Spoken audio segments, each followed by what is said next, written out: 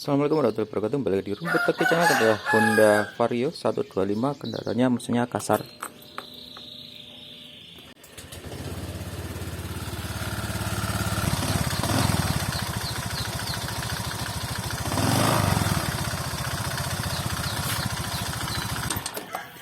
Ada beberapa karakter mesin kasar yang bisa jadi masalah dan pula tidak masalah.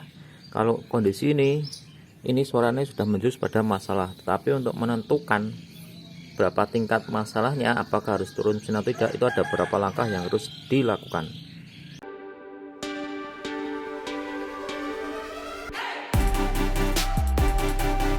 Yang pertama pastinya cek olinya itu ada enggak dan berkurang atau tidak.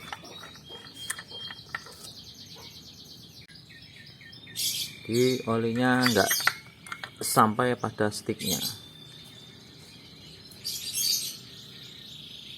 jadi pengurangan olinya lumayan banyak dengan kilometer 65.000 ya.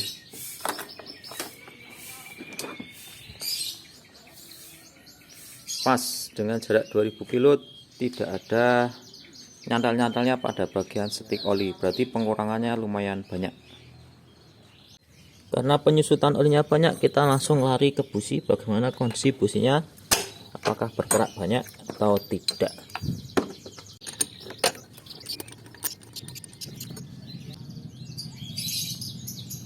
Nah, ini bocornya ring steker lumayan ya, sampai keraknya itu kayak motor karbu dan bukan injeksi lagi. Kita cek untuk suara ya, kita mari cek suaranya, apakah suara mesinnya itu masih hanya seker atau yang lainnya, dan pula cek spare part lain yang kira-kira apakah perlu dilakukan penggantian atau tidak. Dikarenakan setelah dibongkar itu kadang kondisinya malah sulit untuk ditentukan. Kadang paling penak itu memang menentukan kondisi mesinnya itu dari suaranya. Itu knalpot saya tali pakai raffia dikarenakan nggak ada bautnya. Sebelumnya ini pakai knalpot brong sampai lupa taruh baut aslinya. Nah, knalpot brong itu apa bisa bikin mesin rusak? Itu bisa, tapi kecil. Tapi lebih kepada mindsetnya. Orang pakai knalpot brong pasti karena gas-gasannya pengen aneh-aneh.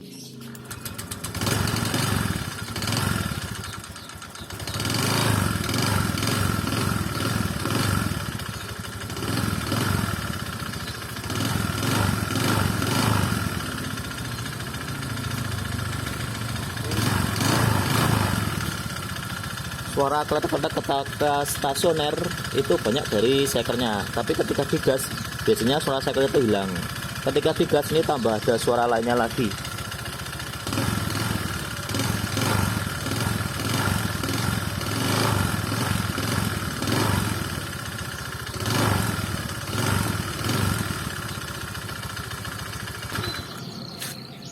Suara mesinnya ketika stasioner ada klek-klek-kleknya, kemudian ketika digas tambah ada suara klek-kleknya pula. Nah, yang bikin khawatir itu yang digas itu.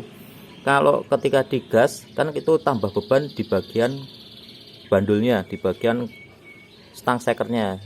Itu tambah beban sehingga dia bunyi. Jadi suara tersebut berasal dari suara stang seker yang aus.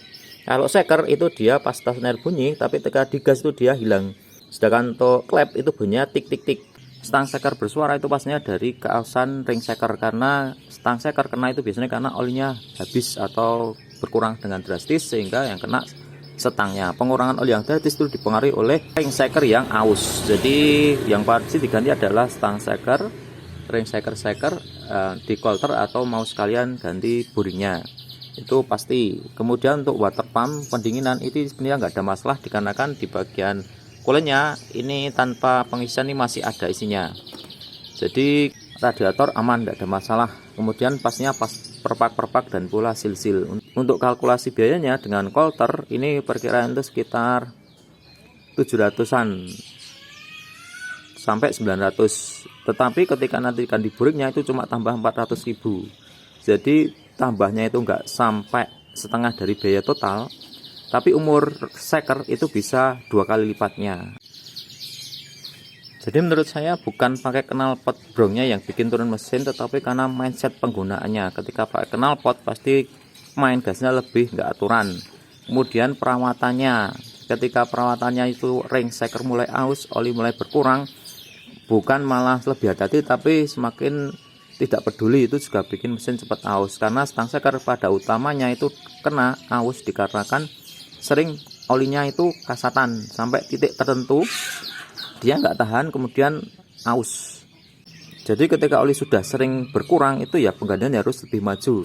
Hindari penggunaan yang terlalu ekstrim pada motor yang sudah ada ciri-ciri oli yang sering habis. Gunakanlah sesuai dengan kebutuhan agar kondisinya itu tetap bisa terjaga selama mungkin ketika oli sudah mulai berkurang. Semoga bermanfaat. Rumput Tinggi Channel, mantap.